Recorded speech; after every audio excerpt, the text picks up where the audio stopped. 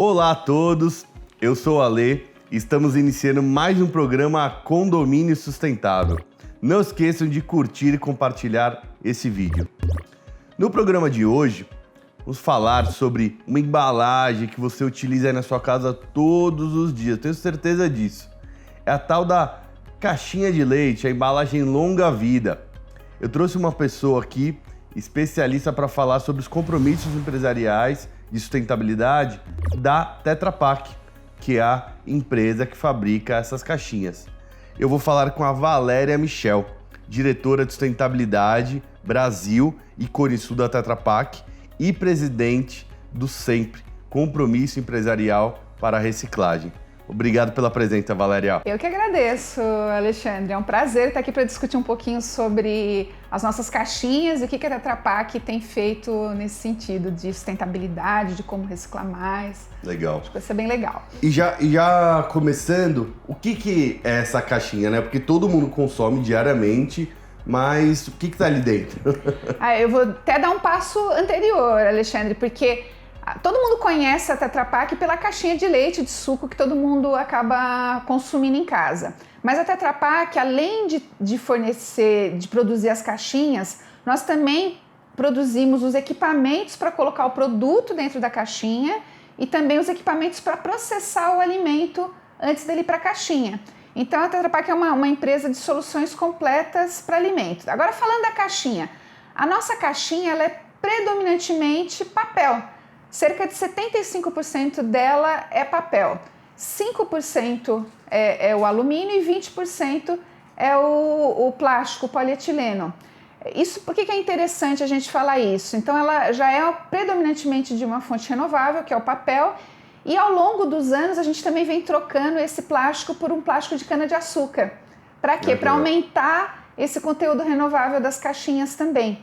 E o que preserva lá o leite, o suco, por mais tempo, não são conservantes, é a tecnologia. O alumínio é essa barreira para o oxigênio, para a luz, que protege o alimento dentro da caixinha por mais tempo. Por isso você que falou que faz vida. Um tempão, né, que foi criado, né? Então, a Tetra Pak é de 1943, lá da Suécia, uma empresa sueca, e logo depois, 6 anos depois, ela já veio aqui para o Brasil. Então, aqui no Brasil, a gente já está há muitos anos também trazendo essa inovação. E a própria Tetra Pak que criou a tecnologia? Sim, foi o nosso fundador, Rubinhausen, que pensando em como dar acesso aos alimentos para mais pessoas, porque é o nosso grande compromisso. Como disponibilizar alimentos de forma segura, onde quer que seja. Então, se você está perto da vaquinha, tá fácil. Agora, se você não está perto, como que você leva esse alimento para qualquer lugar do mundo? E foi daí que veio a ideia de uma caixinha, uma tecnologia que depois evoluiu para o que a gente chama da tecnologia asséptica com o alumínio, justamente para preservar por mais tempo. E são várias camadas, né? São várias camadas, depende um pouco se é para suco, se é para leite, mas justamente para fazer essa proteção. Então, por exemplo, o alumínio, que é uma camada mais fina do que um fio de cabelo, ela é bem fininha, ele fica entre 2 camadas de plástico, para justamente ele não estar em contato com o alimento, e é o plástico que faz a união da camada de papel com essa outra camada. Legal. Então, essas várias camadas, elas são só para você conseguir não precisar de cola, de produtos químicos para você fazer essa união, né? O próprio polímero, o plástico que faz essa união e o alumínio faz a proteção. Legal. E conta pra gente, é reciclável ou não a caixinha? Totalmente reciclável. Isso há muitos anos, não é algo novo também. A gente tem muitos desafios. Para quê? Para que essa caixinha chegue na reciclagem. Mas ela já foi toda desenhada, é uma coisa que a gente faz na Tetra Pak, trabalhar com o que a gente chama de Design for Environment, que é desenhar o produto já para que ele seja mais sustentável, ou seja reciclável, utilize matérias-primas de fonte renovável, consuma menos água, menos energia. Tudo isso já vem do desenho, do nascimento da caixinha. Legal. E aí depois a cadeia toda a gente tem que desenvolver em cada país de acordo com a realidade local. Legal. E me conta um pouco, né, quais os compromissos de reciclagem e sustentabilidade da Tetra Pak? Quais ações que vocês têm hoje em dia? Então, a gente fala muito da reciclagem, lógico que é o coração da nossa estratégia, mas a Tetra Pak ela é comprometida com o que a gente chama de uma economia circular baixa em carbono.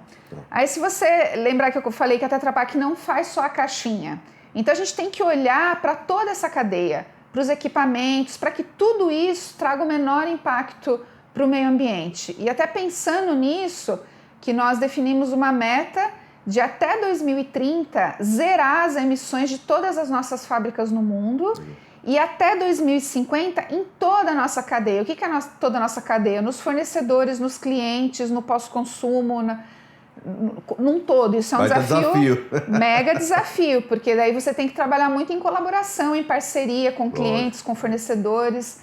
Então a gente tem um compromisso bem amplo de sustentabilidade para a cadeia. E claro, a reciclagem é o que move tudo, é o que é o pilar principal dessa estratégia.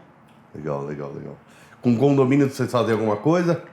Já que o nosso público é de condomínios? Claro, a gente tenta atuar em toda a cadeia.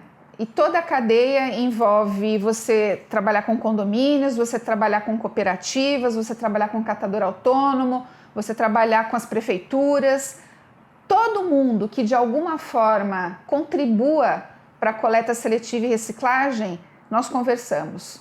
Porque cada um vai ter uma contribuição. E o condomínio é até interessante porque lá atrás eu sempre tinha isso na cabeça, precisando trabalhar com condomínio porque é um monte de gente no mesmo lugar que se não estiver fazendo a separação dos recicláveis, olha o impacto disso para o meio ambiente, para a sociedade. Então o condomínio sempre me pareceu uma maneira mais lógica de você trabalhar um grupo de pessoas, trabalhar a educação para a coleta seletiva. E os resultados que a gente tem dos projetos de condomínio estão sendo muito legais, né? Só nesse ano aqui de 2021, que nós trabalhamos com cerca de 50 condomínios, foram quase 30 toneladas de embalagem longa-vida que a gente coletou nesses condomínios. Que antes, todas essas 30 toneladas estavam indo para onde? Para o lixo, para o aterro, para algum lugar inadequado. Então, sim, é um pilar importante, mas a gente tem que olhar realmente para por onde que passa esse resíduo, por onde que passa o resíduo depois de descartado. Legal. Inclusive um recado aí para vocês síndicos, conselheiros, moradores que estão nos assistindo, gera muita confusão, né, da Tetra Pak, da embalagem longa-vida, com, por exemplo, os flexíveis, porque ambos, quando você olha dentro, tem um laminado, mas a caixinha, né, a embalagem longa-vida é reciclada. Já os flexíveis, né, na grande maioria dos casos, não são recicláveis, que é a embalagem, desde a embalagem do salgadinho, né, do café, até de bala, né, todas essas flexíveis com laminado dentro não são recicladas, mas a embalagem longa-vida é 100% reciclada. Tá? Valéria, e aí, legal, aí vocês captam esses resíduos de vários lugares com projetos, e no que eles se transformam?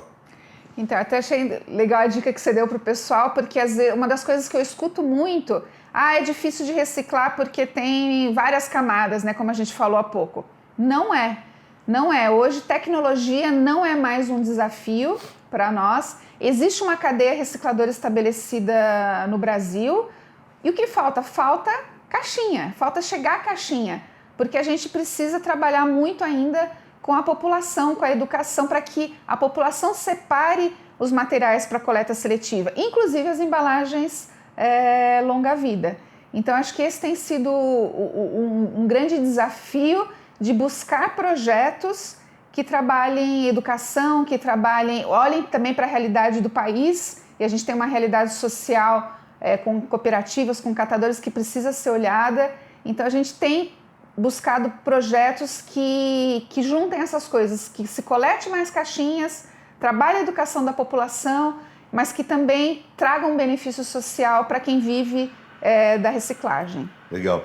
E aí o resíduo, né, a Tetra Pak, vocês transformam em produtos, em algo? Então, quem recicla a embalagem longa-vida, como a maior parte dela é papel, é uma indústria papeleira. Então, o primeiro elo é separar o papel do plástico alumínio. O papel vai se transformar em papel reciclado, que vira as caixas que a gente usa, cadernos reciclados, enfim. E o plástico alumínio também é totalmente reciclado. Ele vai para outro tipo de indústria que vai transformar em canetas, telhas, pisos, móveis. Tem uma série de produtos reciclados a partir lixeiras também, né? Lixeiras também, coletores. Então, hoje, realmente, o que fazer, no que se transformar a caixinha também não é mais um desafio. Tem muita opção e muita gente querendo usar as caixinhas para transformar em alguma coisa.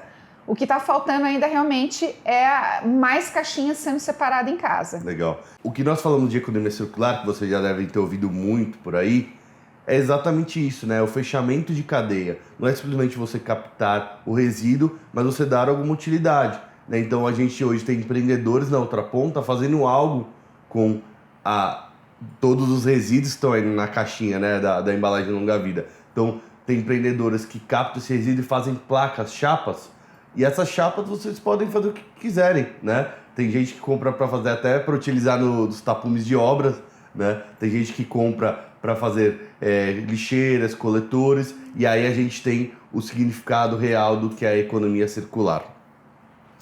Valéria, e educação ambiental para escolas, vocês têm algum projeto?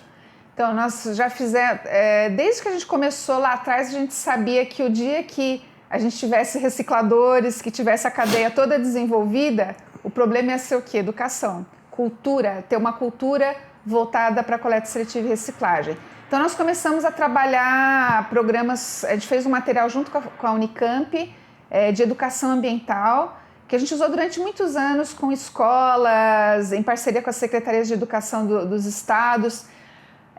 Mais recentemente, o nosso desafio ele não está nas gerações futuras. A geração futura, os jovens, eles já estão com uma preocupação diferente do que a minha geração. E o nosso desafio ele está hoje. Ele está com a minha geração, que é quem está em casa e quem tem que tomar uma atitude. Então a gente mudou um pouco a questão da educação das escolas, que é o longo prazo, para o curto prazo. É como impactar as pessoas para que elas mudem a atitude dela, porque o que faz você em casa separar ou não o seu resíduo para reciclagem? Você tem que ter um propósito. E a gente tem visto que entender o caminho desse resíduo, entender o benefício que isso pode trazer para uma pessoa, né? A gente tem histórias muito legais de pessoas que compraram a casa própria, que pagaram a faculdade dos filhos, com a reciclagem. E para isso, alguém teve que tomar uma atitude de separar o material reciclável em casa. Então, a gente tem focado um pouco mais a educação no curto prazo. E a gente continua com alguns programas com escolas, porque no longo prazo a gente também precisa voltar, manter essa cultura voltada para a coleta seletiva, para o ambiental, para tudo isso.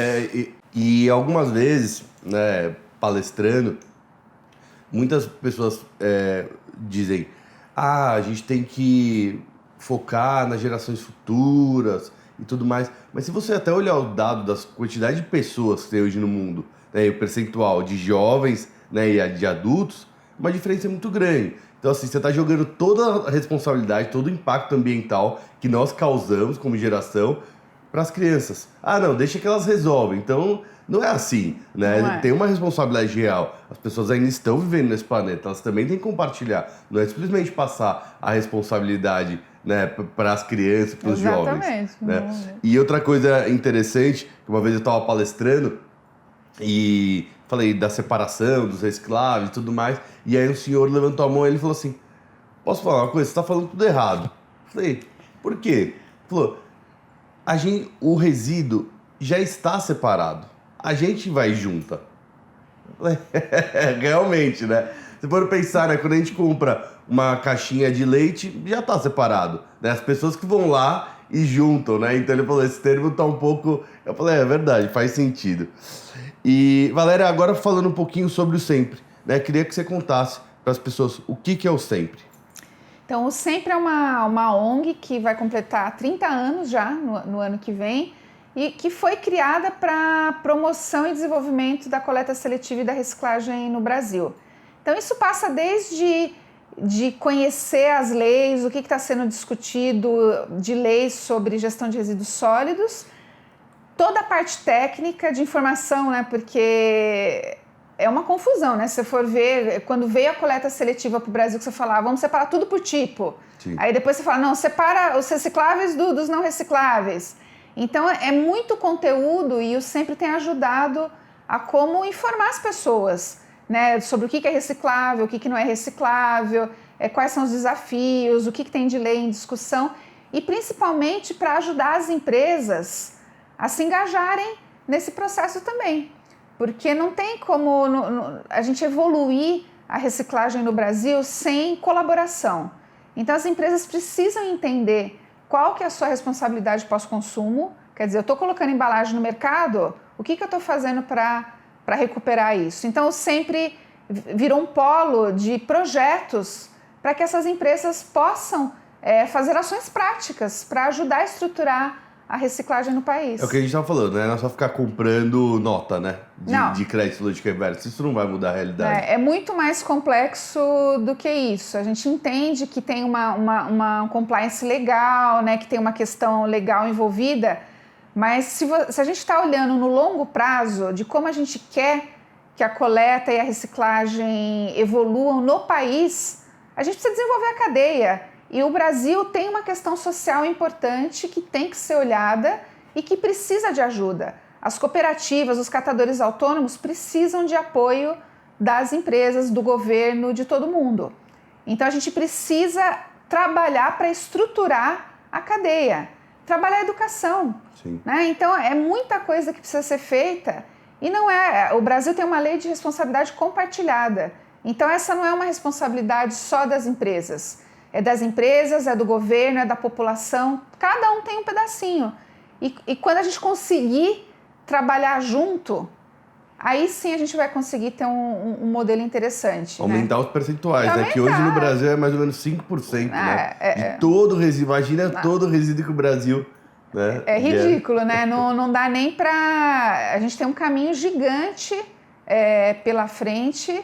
E realmente, se a gente ficar só olhando para o que já tem hoje, achando que isso vai ser suficiente para, mesmo que seja para um atendimento legal, não vai, né? Vai faltar. Se todo mundo precisar compensar o que está colocando no mercado de embalagem com créditos, não tem material para todo mundo. Exatamente. De onde que vai ser esse material? Vai sair da educação da população, separando para as cooperativas, das cooperativas triano, dos comércios, dos condomínios... Né? Então, essa movimentação da cadeia como um todo, ela precisa acontecer. E ela não é fácil. Sim, né? Se fosse fácil, já estava feito. E outra, a gente também não quer onerar essa cadeia. Porque existem modelos europeus, outros modelos em outros países que não são adequados para a realidade do país. Por quê? Se você aumentar muito o custo da gestão de resíduos, o que vai acontecer? Vai acabar parando para o consumidor. Sim. E se para num consumidor de baixa renda, isso pode significar para ele poder comprar ou não o leite. Exato. Ficou tão caro que eu não posso mais comprar o leite. Quer dizer, você limita acesso aos alimentos. Então também a gente precisa pensar num modelo que não fique caro para o consumidor, que seja bom para todo mundo. É o que você falou, né? Responsabilidade compartilhada. Cada um fazer a sua parte, né? A empresa tem a responsabilidade dela, sim. O varejista, né, tem a responsabilidade dele. E o próprio cidadão, né? Se todo mundo paga um pedacinho dessa conta, não fica caro para ninguém, né? Inclusive o que você falou de educação ambiental, de a pessoa realmente separar, procurar o destino. Eu falo que coleta seletiva não é como se fosse uma tecnologia de energia fotovoltaica. Você instalou, acabou, né? É só você utilizar. A coleta seletiva precisa, né, daquele esforço diário de você fazer a separação, que nem a gente estava brincando. Já está separado, mas fazer a destinação, né? Não tem um botão que você vai apertar e vai ser reciclado. É um esforço mesmo. Por isso que até a gente fez uma pesquisa, a cada 2 anos a Tetra Pak fez uma pesquisa de tendências, de, né, o que o consumidor está pensando. E quando você pergunta se ele se preocupa com as questões ambientais, sustentabilidade, todo mundo se preocupa. O brasileiro é top, lá dá 88% dos entrevistados falam que se preocupam. Aí quando você pergunta, e você faz a coleta seletiva em casa? Não chegou a 50%, 48%. O que é isso? É a atitude. Por quê? Porque tem o esforço. Não é fácil, você vai precisar mudar a sua atitude no seu dia a dia para separar os recicláveis. Com certeza. Então, por isso que... Só que não custa nada, né? Custa atitude, não é financeiro. Exatamente. Tem que ter um. Então, Primeiro, não terceirizar a tarefa, né? A gente vê muito em condomínios isso, o morador. Ah, não, a minha funcionária vai fazer. Opa, não. O resíduo é seu, você também tem que fazer. Ela pode até te auxiliar, mas o resíduo é de sua responsabilidade, né? E aplicar esses conceitos ali no seu dia a dia. E quando... uma coisa interessante para falar é o seguinte, você falou nessa diferença de percentuais, né? Da intenção para a prática. Eu acho que quando você cria um projeto estruturado e gera facilidade para as pessoas participarem, é o que a gente percebe nos condomínios, né? Agora, quando, por exemplo, você faz uma pessoa levar o reciclável dela até um supermercado, esses índices vão caindo muito, né? Porque é muito mais difícil, você já tem que separar, aí tem que colocar no seu porta-malas para levar. Não, a pessoa tem que estar muito... a gente escuta muito isso do campo. Uma vez um catador me falou, né? A gente estava falando, porque uma das reclamações, mas se ficar uma sobrinha de leite lá na embalagem, vai dar mau cheiro, tudo. E a gente falou assim, será que a gente não podia falar, né, para a população, passar um pouquinho de água, né, usar um monte de água, mas porque essa embalagem vai ficar meses, às vezes, até ela chegar no reciclador. Aí o catador me falou assim, o pessoal nem separa a embalagem, se eu for pedir para passar uma aguinha, nossa, ninguém vai fazer nada. Então, o grau de... A gente está começando no nível, né, no primeiro degrau da escadinha da educação. Então, seria perfeito a pessoa participar mais ativamente, deixar mais limpo, tudo isso seria ótimo. Mas hoje a gente está discutindo separar ou não separar. Exato. Né? E infelizmente, ainda tem muita gente que não separa. E a comodidade, a gente também levantou isso numa pesquisa. Passando em casa, as pessoas participam muito mais porque ela não tem que sair de casa, ela não tem que levar num ponto de entrega voluntária. Quem leva num ponto de entrega voluntária é aquela pessoa muito engajada, que é, 5% da população que vai se dispor a sair de casa, pôr no carro e levar. A maioria, mesmo estando em casa, eu posso falar assim, onde eu moro, tem o coletor para os orgânicos e tem o para a cooperativa. Ninguém separa, passa na porta de casa. Por que não separa? Porque não houve a educação junto, não houve essa explicação do porquê que é importante. Você está transformando a vida de alguém se você separar para reciclagem. Com certeza. Não é só questão ambiental, mas social, né? Exatamente. Valéria, o papo tá muito bom. Vamos encerrar aqui. Te agradeço demais aqui pela participação, por ter aceitado o convite. Sei que você mora em outra cidade, teve que se deslocar aqui, então eu te agradeço demais. Suas considerações finais, por gentileza. Eu que agradeço. Dá pra gente ficar aqui o dia inteiro conversando, né? Para quem é apaixonado pelo assunto, acho que é muito bom ter fóruns desse, porque é assim que a gente leva para as pessoas a importância que cada um tem nesse processo. Não importa se você está num condomínio, numa casa, numa escola, na empresa, você pode fazer a diferença e influenciar outras pessoas. Então, eu agradeço a oportunidade de estar aqui para discutir esse assunto com você. Obrigado, Valéria. Pessoal, estamos finalizando aqui mais um programa. Não se esqueçam de compartilhar esse conteúdo, se inscrever no canal e sustentabilidade começa em casa.